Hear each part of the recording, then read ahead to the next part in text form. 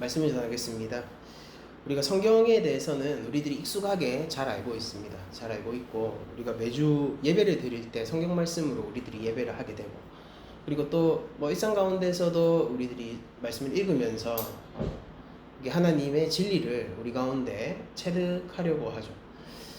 그런데 이 성경이라는 것이 기본적으로 텍스트죠. 그러니까 해석이 필요한 대상이라는 겁니다. 해석이 필요한 이유가 무엇이냐면은, 우리가 모든 것에 사실 해석이 필요한데, 그건 바로 상대방과 주파수를 맞추기 위해서 필요한 거죠. 그러니까 이 해석이라는 것은 상대를 내 마음대로 움직이기 위해서 하는 것이 아니라, 그거는 잘못 해석하면은 그렇게 되겠죠. 해석이라는 건 기본적으로 상대의 의도와 상대가 어떤 생각을 애당초 했었는지, 이런 것들을 더욱더 잘 알기 위해서 우리가 해석이 필요한 겁니다. 우리가 연애를 하는 청춘 남녀들을 보면은 많이 싸운단 말이에요. 왜 그러냐면은 남성의 언어와 여성의 언어가 다르기 때문이죠.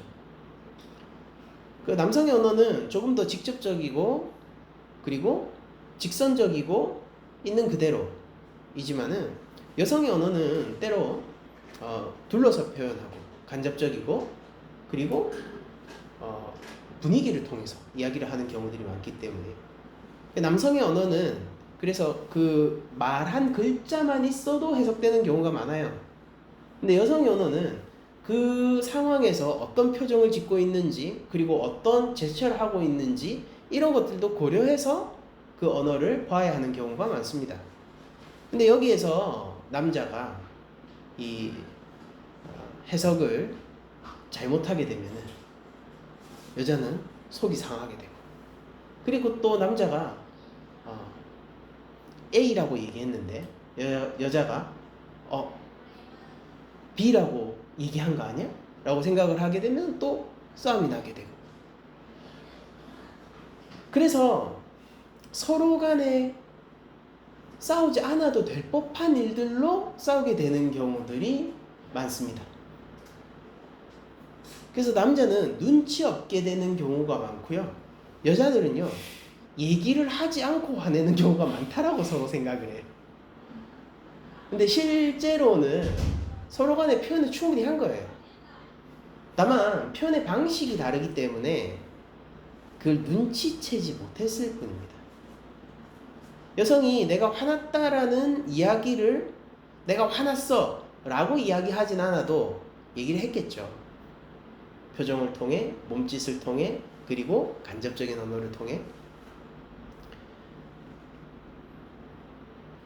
그 괜찮아? 라고 했을 때 괜찮다고 라고 하면 괜찮은 게 아니에요, 여러분. 근데 그걸 나중에 남자는 눈치 없이 이렇게 얘기하죠. 그때 물어봤을 때 네가 괜찮다고 했잖아 라고 하면 이제 싸움이 나는 거예요. 그러니까 해석이 중요한 이유는 뭐냐면요, 상대를 있는 그대로 알고 받아들이기 위해서입니다. 상대의 본의와 진의를 알기 위해서 필요한 게 뭐냐면 해석이라는 것입니다. 하나님이 우리에게 말씀을 주시는데, 그 말씀을 주시는 방식이 우리가 언뜻 생각하는 것만 해도 내러티브, 시, 지혜서, 복음서, 그리고 역사서, 그리고 또 묵시문학으로서의 계시론, 선지서, 이렇게 우리가 생각할 수 있는 아주 다양한 형태의 장르들을 통해서 우리한테 얘기를 하셨단 말이에요. 그건 뭐냐면은 하나님이 말씀을 하실 때에 최대한 많은 방법을 써서 오해가 없도록 얘기하시려고 했고, 그러면 우리들은 그 하나님의 의도에 맞추어서 어떻게 다가서야 하냐면은 각각의 의도대로 그걸 읽어내려고 해야 됩니다. 그게 해석이 필요한 이유죠. 어떤 것들은 문자 그대로 우리가 받아들일 수 있지만은, 어떤 것들은 비유적으로 적혀 있기 때문에 비유로서 받아들여야 하고, 예수님은 실제 그냥 비유를 얘기하셨죠. 그리고 어떤 것들은 그냥 있는 현상 그대로를 적어 놓기도 했지만은 어떤 것들은 그 있는 현상 혹은 사건의 본질을 담아내기 위한 글을 적기도 해요. 그러면 있는 현상 그대로를 묘사하기보다는 그거를 잘 담아낼 수 있는 표현을 하는 거죠. 그러니까 상대방이 너무 얼굴이 너무 예뻐 라고 하면은 그 본질을 담아내기 위해서 입술이 참 앵두 같고 눈이 호수처럼 맑고 깊더라 라고 얘기를 하면 그건 비진리를 얘기하는 게 아니라 그 내가 말하고자 하는 본질을 담아내기 위한 표현법을 쓰는 거예요. 그거를 현상적으로 표현하자면은 저 사람의 윗입술 두께는 몇 센치고 이 크기는 몇 센치고 아랫입술 두께는 몇 센치고 모양은 어떤 모양으로 되어 있으면 이런 식으로 서술해야 되겠죠. 근데 그게 아름다움이라는 것이 저 사람의 아름다움이라는 본질을 우리들이 전달받을 수 있습니까? 그런 표현을 통해서 안 되는 거예요. 그 성경은 이렇게 다양하게 적혀 있다라는 것이죠. 그리고 이렇게 다양하게 하나님이 말씀하신 이유는 뭐냐면은 오늘 본문을 보니까 예수님을 믿는 믿음을 통한 구원을 주시기 위해서 이렇게 얘기를 하신 거예요. 다양하게. 여러분들 성경을 통해 가지고 우리들은 분명한 경계가 있다는 것을 오늘 한번 짚고 넘어가 봐야 될 것 같습니다. 여러분들 우리가 무언가를 얘기하게 되잖아요. 그러면 어떤 한 측면에서 이야기하게 되죠. 그건 다른 의미로는 어떤 거냐면은 다른 형태의 서술 방식은 포기했다는 뜻이에요. 내가 과학적으로 뭔가를 서술했잖아요. 그러면은 감성적인 서술을 포기했다는 뜻이에요. 그 과학적 사실에 누군가 충격을 먹고 감성적으로 동요될 수는 있겠죠. 근데 과학책으로 내가 이 책을 지었다라는 의미는 뭐냐면은 다른 서술 방식을 포기했다는 겁니다. 시적인 표현은 들어올 수 없다는 거예요. 광속, 이게 빛이 달려가는 속도 아닙니까? 그러면은 뭐 몇 광년 떨어졌다, 몇만 광년 떨어졌다, 뭐 이런 얘기를 할 때 깊은 심해, 우리가 깊은 심해에 다다를 수 없을 정도로 먼 곳에 저 별은 떨어져 있다, 이런 식으로 표현을 하게 되면은 여러분들 그건 과학이 아니에요. 이미 과학이 아니죠. 근데 만약에 여러분들 생각해 보세요. 우리가 소설을 적는데 그냥 역사적 사건을 기록한 것처럼 그냥 적었다라고 생각을 해봅시다. 그러면은 그건 이미 소설이 아니에요. 그렇죠? 그러니까 영화 중에서 수많은 사건들이 실화를 바탕으로 해서 영화를 만듭니다. 그리고 실제 사건을 바탕으로 했기 때문에 그 사건의 기록들이 그 영화에는 다 담겨 있어요. 근데 여러분들 왜 이거는 사건, 왼쪽에 있는 건 사건 기록이고 우리가 눈으로 보는 거는 영화라고 부르는 거예요? 왜냐면은 그 사건 기록을 통해서 각본을 만들고 그리고 실제 촬영을 하고 컷을 만들고 거기에서 긴장감을 불러일으키는 요소들은 극대화하고 또 영화적으로 필요 없는 요소들은 잘라내기도 하면서 영화라는 문법에 맞도록 이게 전달이 되도록 사람들에게 전달이 되도록 그 영화라는 문법을 통해서 전달하잖아요. 그럼 우리는 그 사건 기록을 보는 것보다 훨씬 더 잘 이해할 수 있게 되죠. 그렇다는 건 뭐냐면은 영화, 실화나 실제적 역사를 바탕으로 하고 있는 영화라 할지라도요, 영화라는 문법을 선택했을 때는 역사 기록이라는 글쓰기 방식을 완전히 포기했다는 걸 의미합니다. 상관이 아예 없다는 게 아니라 그런 방식은 포기하고 배제됐다는 걸 의미해요. 성경이 우리한테 얘기를 할 때 특정한 장르를 통해서 우리한테 얘기를 합니다.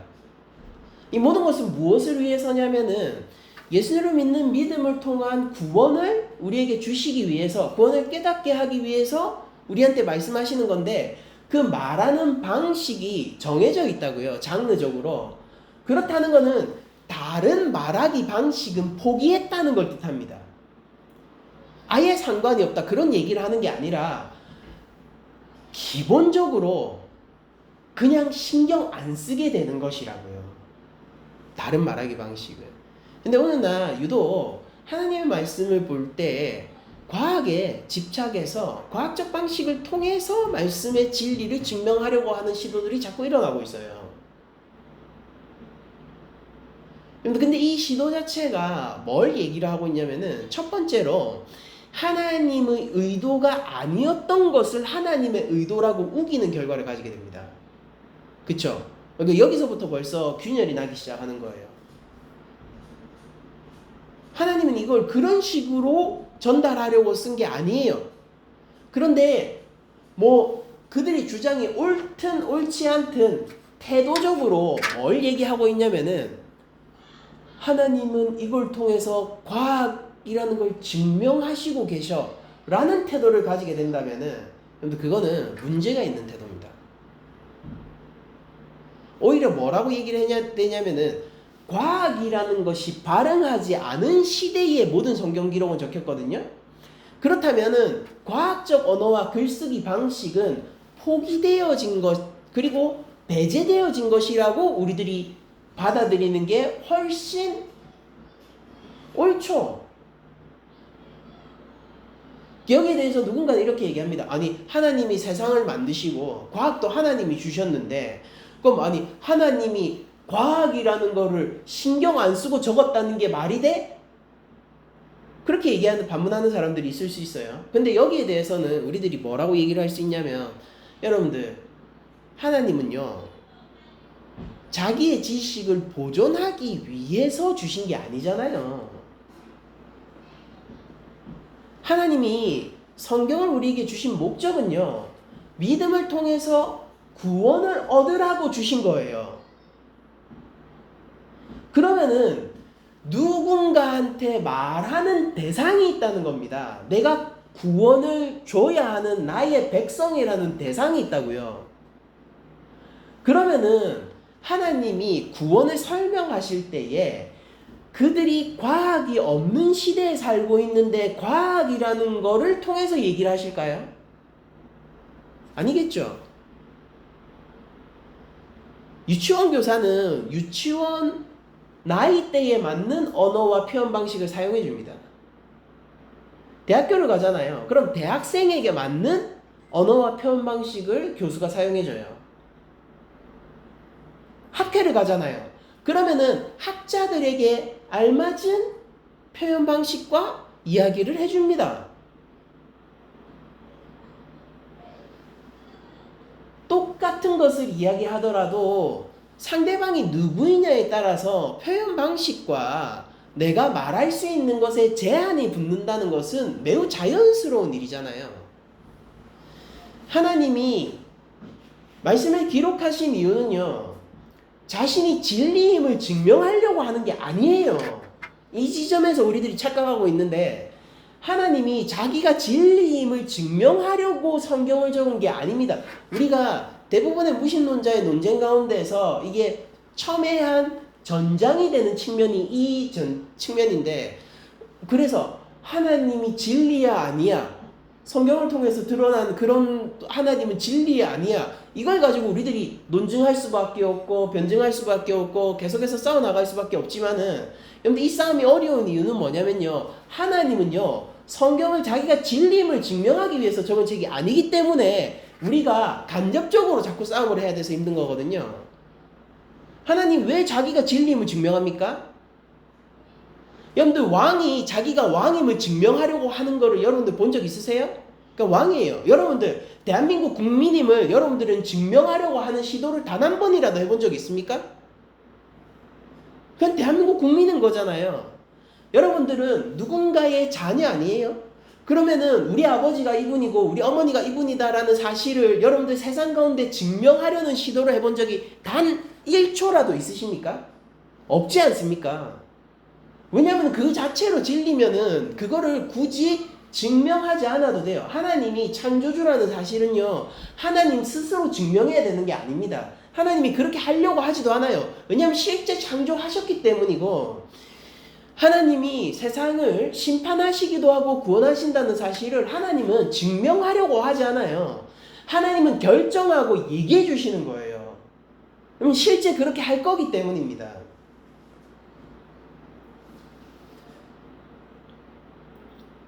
근데 여러분, 하나님이 그걸 알려주실 때에, 우리에게 구원과 심판에 대해서 우리에게 알려주실 때에 우리가 이게 진짜 하나님이 진리인가 아닌가? 이걸 따라가는 것은 별반 도움이 되지 않는 것이고, 도리어 그 사실을 믿을 수 있는가 아닌가의 문제에 우리들이 봉착하게 되는 것이고, 그리고 이거는 다른 무엇으로 증명할 수 있는 게 아니에요. 그렇지 않습니까? 과학적으로 이게 증명이 되느냐? 그런 게 아니에요. 그러니까 하나님의 뜻과 의지고 하나님이 하시는 일이잖아요. 과학이 하나님의 의지와 하나님의 뜻을 어떻게 추적하고 발견하고 실험하고 증명할 수 있어요. 그러면 역사학이 그걸 보여줍니까? 아니잖아요. 문학은 그걸 보여줍니까? 아니에요. 철학은 그걸 보여줍니까? 그렇지 않아요. 하나님이 말씀하시고, 그리고 우리가 그것을 믿느냐 아니냐의 신뢰관계의 문제에 있는 겁니다. 그리고 그 말을 우리들이 알아듣기 위해서는요, 하나님이 원래 말씀하신 방법대로 받아들여야 하고, 그거는 하나님이 1차 독자라고 불리는, 출애굽기면 출애굽 세대겠죠. 사사기면은 그 사사시대의 백성들에게겠죠. 복음서면은 이제 실제 로마 시대의 백성들을 상대로겠죠. 그렇게 실제 그 책을 처음 받아들게 되는 1차 독자들의 시선으로 우리들이 해석을 해야 되는 거예요. 왜냐? 하나님은 말할 대상이 있고 그 대상의 수준에 맞춰서 얘기를 해주시니까. 그걸 얘기하시는 목적은 알려주시는 거예요. 자기들이 증명하려고 하는 게 아니라고요. 근데 과학적 잣대로 성경을 보는 사람들의 주된 잘못된 태도가 뭐냐면은, 이게 진리임을 증명하기 위해서 과학의 인정을 받으려고 하는 그 마음이 있단 말입니다. 그럼 이거는 본질적으로 어떤 잘못된 질서를 불러오냐면은, 과학이요, 성경의 참과 진리를 판별할 수 있는 잣대로서의 최고 권위가 된다는 뜻이에요. 최고 권위가 된다는 뜻이에요. 아니란 말이에요. 성경이 과학을 판단하는 거예요. 이게 성경이 과학적 사실을 통해 가지고 과학이라는 학문을 조정한다는 뜻이 아니라, 과학이라는 게 세상을 있는 그대로 바라보는 거 아닙니까? 그러면은 세상이 이래. 우리는 중력 가운데서 살고 있어. 그리고 이 우주는 너무나도 넓어. 우리는 우주의 점과 같은 존재야. 지구는 굉장히 독특한 행성이야. 생명체라는 게 살고 있어. 적어도 우리가 지금까지 알고 있는 바로는 지구에서만 생명체가 유일해. 이런 것들이 전부 과학적인 그냥 서술이잖아요. 아주 러프한 형태의 과학적 서술이잖아요. 근데 이게 성경에서 판단받는다는 게 뭐냐면은, 왜 이런가의 문제에 있어가지고,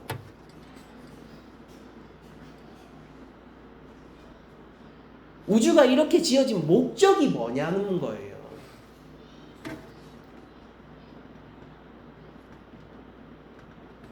왜 우리들은 이 우주의 점과 같은 존재인데 가장 이상한 행성에 왜 살고 있냐는 거예요.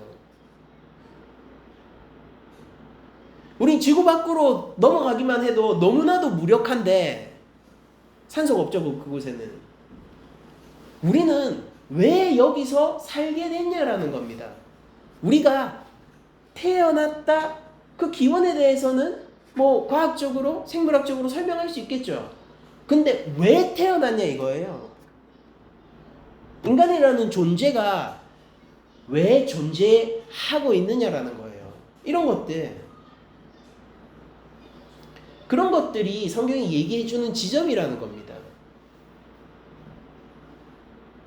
사회학에서 사회를 서술하는 여러 가지 방식들이 있습니다. 뭐 경제의 방식으로, 그리고 또 누군가는 뭐 어떤 정치적인 방식으로, 그리고 누군가는 뭐 이 빈부의 문제로, 뭐로 뭐 자연의 문제로, 뭐 기후의 문제로, 지금 세상을 바라보는 다양한 방식이 있죠. 사회적으로 서술하고 있는 다양한 방식이 있죠.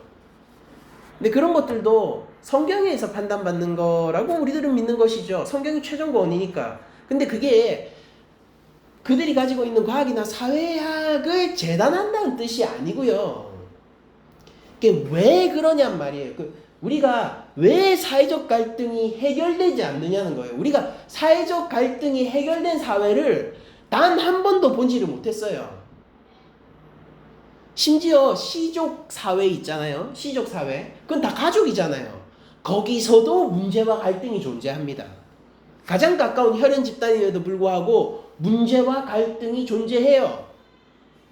심지어 시족 사회가 아니라 우리 핵가족화된 한 가족 안에서도 우리가 서로 갈등이 있고요. 서로 간에 미움이 있기도 하고, 그리고 해결되지 않는 문제들이 있기도 해요. 그럼 왜 그렇게 됐냐라는 거예요.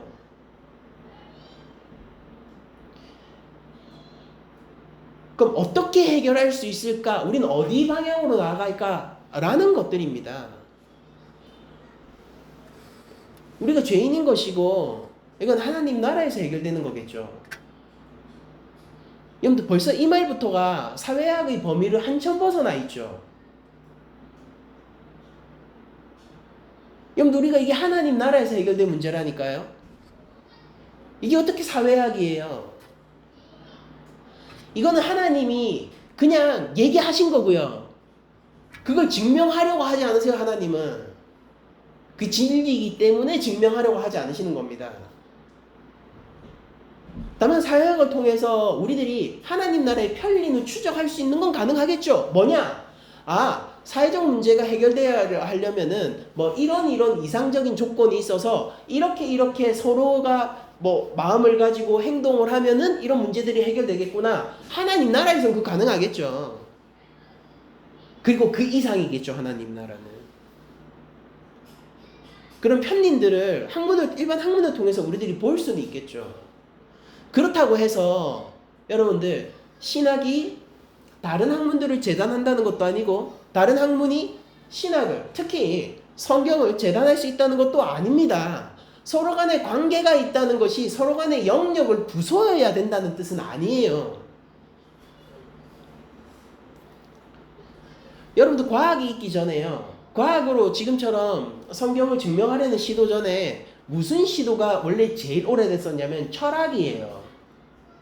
1세기부터 철학으로 성경이 진리임을 재단하려고 했거든요. 그런 태도를 가지고 있던 사람들이 항상 있었단 말입니다. 성경이 철학을 재단하는 거예요. 재단하는 게 아니라 철학을 해석하는 겁니다. 어떤 방식으로요? 철학을 남겨놓는 방식으로요. 철학이 존중되어져요.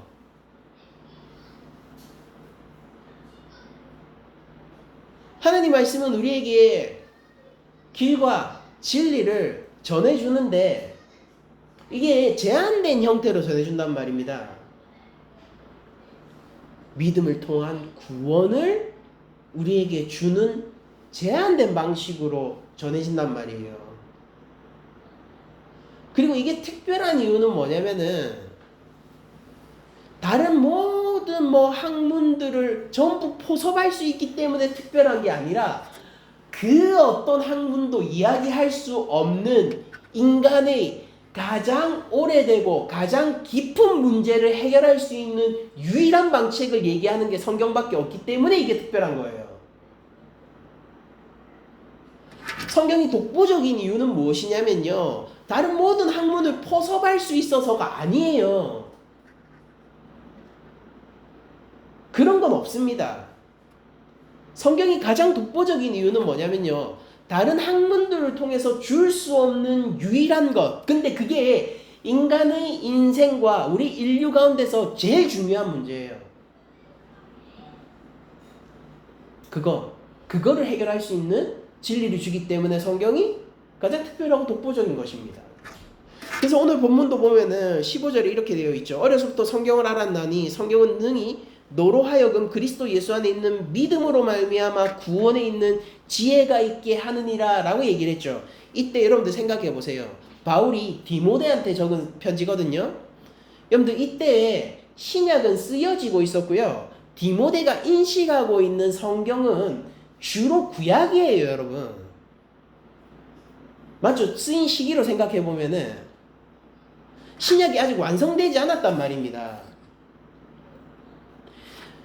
그 디모데후서가 뭐 바울의 초기 서신은 아니기 때문에, 후기 서신이기 때문에 상당 부분의 신약 성경이 나오고 있긴 하지만은, 그러나 디모데 입장에서 가장 안정적인 성경의 텍스트를 인식하고 있다면 그건 구약이에요, 구약. 그리고 어려서부터 네가 알았다고 하는 거는 디모데가 어디에 영향을 받은, 유대인으로서의 영향을 받고 자랐다는 것을 의미하는 거고, 그가 주로 배우고 인생 성인이 되기 전까지 인생의 대부분을 어떤 것을 하나님 말씀으로 알고 자랐냐면은 구약을 하나님 말씀으로 알고 자랐어요. 근데 그 구약을 통해서 뭐라고 얘기하냐면은, 그리고 여기 당연히 복음서도 포함되어 있죠. 이걸 통해서 뭐라고 얘기하냐면은 예수 안에 있는 믿음으로 말미암아 구원에 이르는 지혜가 있는 게 성경이다라고 바울이 얘기를 하고 있는 거예요. 그러니까 이거를 네가 잡고 붙들고 보관하라고 얘기를 하는 것입니다. 그렇죠? 그러면은 우리가 이 성경을 통해서 우리들이 이루어야 하는 가치도 동일하게 오늘날에도 말씀을 통해서 그리스도를 알고 그 안에 있는 믿음을 통해 구원에 이르는 게 우리가 성경을 통해서 이뤄 나가야 하는 목표죠. 그리고 16절에 이렇게 얘기를 하죠. 모든 성경은 하나님의 감동으로 된 것으로 교훈과 책망과 바르게 함과 의로 교육하기에 유익하니 라고 되어 있습니다. 여러분들, 그러므로 이 문맥상 교훈, 책망, 바르게 함, 의로 교육한다, 이 모든 게 어디에 포함되는 겁니까? 예수를 믿는 믿음 가운데 구원으로 향하는 여정 가운데 필요한 것들이 얘기하는 거예요. 이게 윤리학이에요, 여러분? 아니잖아요. 우리가 기독교 윤리학을 서술하고 만들어내고 공부하고 하지만은, 근데 이 자체가 윤리학을 얘기하는 거예요? 아니에요. 이거는 신앙에 대해서 얘기하는 거고, 이게 믿음에 대해서 얘기하는 거잖아요. 삼강오륜을 얘기하는 게 아니란 말이에요, 이게. 17절에 이는 하나님의 사람으로 온전하게 하며 모든 선한 일을 행할 능력을 갖추게 하려 한다. 하나님의 사람을 온전하게 하는 거래요, 성경이. 하나님의 사람을 온전하게 하는 거랍니다. 그리고 모든 선한 일을 행할 능력을 갖추게 하려 한다라고 하는데, 이게 바로 구원의 여정 가운데서 우리들이 지켜나가야 하는 선한 일들을 얘기하는 거 아닙니까? 당연히. 선한 일이 무엇인지에 대한 논쟁은요, 헬라 시대 가운데서도 있었고, 여러분들 바벨론 포악한 제국처럼 우리들이 성경에 묘사되곤 하지만은요, 바벨론은 진짜 고도로 발달된 법 체계와 윤리, 이런 것들 가운데서 살던 게 바벨론 제국입니다. 그 제국이 굉장히 포악했죠. 근데 여러분들, 그 야만의 제국이 아니에요. 근데 그 내부적으로 보면은 굉장히 지혜 있는 제국이 바벨론 제국이란 말이에요. 여러분, 단순히 힘만으로 제국이 되지 못해요. 모든 제국들은 그렇습니다. 단순히 힘만으로 그냥 정복했기 때문에 내가 다 이겼다. 그렇지 않습니다. 근데 성경이 얘기하는 거는 그런 형태의 지혜가 아니라고요. 네가 다 알고 네가 모든 것을 다 다룰 수 있고 아니에요. 오히려 잠언에서 경계하는 지혜가 바로 그 지혜입니다. 지혜 그 자체를 얻으려고 노력하는 것. 그거 안 되는 겁니다. 그럼 어떻게 하느냐? 무엇이 성경이 정말로 우리에게 얘기하려고 하는 것이냐? 믿음을 통해서 구원으로 가는 이 여정을 우리들이 힘있게 갈 수 있는 모든 사실을 제공하는 게 성경입니다. 구원에 대한 우리들이 알아야 할, 여러분들 우리가 아는 것보다 구원은 더 큰 것이겠죠. 근데 적어도 우리가 알아야 할 구원에 대한 모든 지식을 얘기하는 게 성경인 거예요. 그리고 이 성경을 우리들이 볼 때는요, 내가 주인공이 아니라는 사실을 알아야 돼요. 그러면 누가 주인공입니까? 이걸 얘기해 주는 사람이 주인공입니다. 회사 사원도요, 사장이 이야기를 하잖아요. 그러면은 자기보다 직책이 높기 때문에 그 사장이 말한 의도가 뭔지를 파악하려고 노력을 합니다. 중요한 거는 내가 이걸 어떻게 받아들이냐가 문제가 아니라 내가 이걸 어떻게 받아들여야만 하는가가 문제이기 때문이죠. 중요한 건 뭐냐면은 내 생각이 어떠냐가 중요한 게 아니라 사장님이 뭘 시켰는가가 중요하기 때문이죠. 그래서 그 말을 한 사람이 주인공이 된단 말이에요. 성경도 똑같아요. 성경도 누가 주인공이냐면은 하나님이 주인공이에요. 그러면 우리들은 최대한 귀 기울여서 어떤 의도로 무엇을 이야기하려고 하는지를 들으려고 하는 태도가 필수적인 것입니다. 이거는 증명하려고 하는 태도와도 다르고요. 내가 단순히 지식을 늘려가고 알미 커져감으로 인해서 뿌듯하다, 즐겁다 이런 감정과도 또 다른 거예요. 우린 이걸 뭐라고 듣냐면은 이걸 뭐라고 얘기하느냐면은 이걸 순종이라고 얘기해요. 성경은 어떤 순종이 있습니까? 지적 순종이 있는 것입니다. 노력이 필요한 영역이기도 한 거예요. 하나님 이렇게 얘기하셨군요. 알겠습니다. 왜냐하면 우리가 사랑하는 분이기 때문에 그런 노력이 필요한 것이죠. 사랑하는 연인을 위해서 그 사람의 언어를 이해하려고 하는 건 당연한 거 아니에요? 이게 부끄러운 일입니까? 오히려 그 사실이 뭘 더 보여주냐면은 그 사람이 얼마나 참되고 훌륭한 사람인지를 보여주는 거예요. 자기를 낮추고 자기를 없애고 상대방의 입장에서 그 사람의 말을 들으려고 하는 이 태도가 오히려 그 사람이 더 훌륭하다는 걸 보여주는 거지 않습니까? 그냥 제일 쉬운 건 뭐냐면은 말 안 통해. 말하지 마. 이게 제일 쉬워요. 이게 제일 쉽습니다. 근데 가장 훌륭한 태도는 뭐냐면은 너는 어떤 식으로 말을 해? 그래? 그러면은 너는 화났다는 거를 보통 이렇게 표현해? 너는 화가 나면은 잠시 시간이 필요해? 아니면은 화가 났을 때 그 자리에서 바로 해결하는 게 필요해? 그걸 알고 그 사람한테 맞춰줄 수 있으면은 맞춰주는 사람이 더 큰 사람이 되겠죠. 질서의 측면에서도 봅시다. 왕이 신하에게 이야기를 하잖아요. 그럼 왕 입장에서는 이게 오해가 없도록 이야기를 해야 되겠지만은 신하 입장에서는 그 왕이 명령한 것을 달리 해석하지 않고 오독하지 않을 의무도 있는 거죠. 하나님은 구원에 관한 모든 지식을 오해가 없도록 얘기를 하셨어요. 이게 전제예요. 이미 그렇게 얘기하셨다고요. 근데 우리가 그걸 오독해서 다른 것들로 자꾸 소화하려고 하면은 그게 신하로서의 책무를 못하게 되는 결과를 낳게 된다는 겁니다. 그러니까 성경을 통해서 여러 가지 것들을 발견하는 건 좋은데 그런 것들 잔뜩 발견해 놓고 정작 하나님의 구원과 예수 그리스도를 통한 믿음을 발견하지 못하면은 무슨 유익이 있겠습니까? 그냥 가서 호메로스 읽으세요. 일리아드 읽고. 그냥 가서 다른 고전들 읽으세요. 그냥 가서 문학사의 걸작들 읽고, 그냥 가서 철학책 보고, 그냥 가서 통찰력 있는 스승에게서 다른 학문을 배우십시오. 그게 여러분들의 삶에 훨씬 더 도움이 될 겁니다. 그러나 예수님을 믿는 믿음 가운데서 구원을 얻고 죄 문제를 해결하기 위해서라면은 성경을 보아야 합니다. 그리고 이 성경을 오해하지 않고 성경이 말하고자 하는 바대로 읽어야 돼요.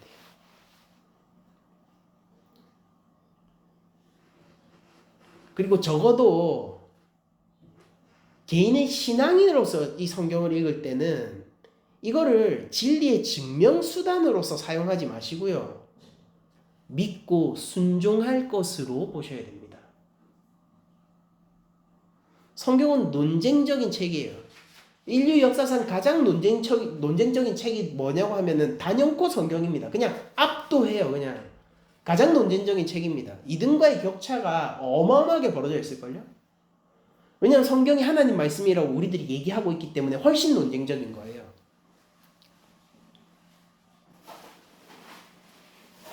이건 자연스러운 거죠. 근데 여러분들 자연스럽지 않은 게 있는데 그게 뭔지 아십니까? 이게 논쟁의 책이 아니라 믿음의 책이 되는 게 자연스럽지 않은 일이에요. 그게 우리들이에요. 여러분들, 그러니까 우리는 내추럴하지 않은 사람들입니다. 그리고 이게 어떻게 우리에게 그냥 믿어지는 은혜가 왔느냐라고 하냐면은 하나님의 은혜와 성령님의 도우심 덕분에 이것이 온 것입니다. 그러니까 이 특혜를 놓치지 않도록 노력해야 되고, 우리가 성경을 볼 때 중요한 것은 무엇이냐면은 바로 말씀을 믿고 순종하려는 목적을 가지고 이 성경을 읽으려고 자꾸 하는 것. 학문적인 논쟁이나 진리를 증명하고 내가 이 세상 가운데서 내가 믿는 게 진리야 라는 걸 증명하려는 수단으로 자꾸 성경을 보면은 여러분들 그거는 그 자체가 성경이 정죄하는 인간의 길로 가는 것일 가능성이 높습니다.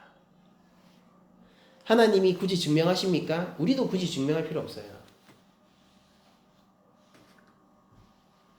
하나님은 그냥 말씀하세요. 이 길을 따라올 사람들을 찾는 거예요. 우리도 그냥 듣고 거기로 가는 게 더 중요한 포인트라는 것이죠. 때때로 우리가 논쟁해야 되는 시점들이 생길 수 있지만은 어차피 그런 것들이 주는 아닙니다. 중요한 일이긴 하지만은 가장 중요한 일은 아니라는 것이죠. 그래서 좀 정리를 하자면은 이런 것입니다. 여러분들, 성경이 우리에게 말씀을 하실 때에 명백히 성경이 주어진 목적이 있다는 걸 인식하셔야 돼요. 그게 바로 예수님을 믿는 믿음 안에서 구원을 얻고 그 구원의 여정을 갈 수 있도록 우리에게 모든 지혜를 주는 책이 성경입니다. 이 성경이 믿어지고 그리고 그 가운데서 순종할 수 있어야 이 말씀이 참된 은혜가 되는 것이고, 그리고 성경을 다른 것들을 통해서 증명하려는 모든 시도들은요 무의미합니다. 도리어 성경의 권위를 낮추는 일이라는 것입니다. 성경은 그냥 성경이 지어진 대로 읽어야 하고 1차 독자에게 말씀하신 방식을 우리들이 존중해서 읽어야 된다는 것. 장르가 있으면 장르에 맞게 보아야 되고, 성경이 다른 모든 학문과 진리를 포섭하는 형태가 아니라는 것 기억하셔야 되고요. 하나님 말씀이 유일하게 죄로부터 우리를 구원해 영생으로 인도할 진리를 담고 있는 책이라는 것을 가장 소중하게 생각해야 됩니다. 기본입니다. 이것이 기본입니다. 이게 우리가 하늘 양식을 먹을 때의 가장 기본적인 인식과 태도입니다. 여러분들이 한 주간 살아갔을 때에